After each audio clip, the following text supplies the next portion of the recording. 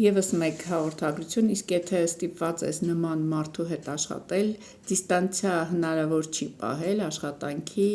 բնույթի պատճառով, հարգելիս դիստանցիա միշտ է կարելի պահել, պարզապես ինչ նշանակում դիստանցիա պահել, ծնողն ու երեխան էլ կարող են պահել, այսինքն սադրանքի չտրվել, նարցիսի բնույթը այնպիսին է, որ նա պետք է անընդհատ սադրի, որպիսի դուք կամ լացեք կամ նյարդայնանաք և նա սնվի ձեր էներգիայով, դե հիմա ինքը տրավմաներ ունի, դա մի կողմից էլ ճակերտների մեջ իր մեղքը չի, բայց իր մեղքը նրանում է, որ եթե ինքը զգում է դա, կարող է փոխվել, եթե ցանկանա, հիմա ինչ անում է, դուք մի իմանալով, թե ինչից ինքը պետք է լավ լինի, դա արեք, ենթադրենք գալիս է ձեզ նյարդայնացնելու, դուք սուս-փուս ձեր գործ արեք, հիմա կասեք դժվար է, որպեսզի հեշտ լինի ամեն անգամ, երբ ձեզ նարցիսը մոտենում է, պատկերացրեք, որ ինքը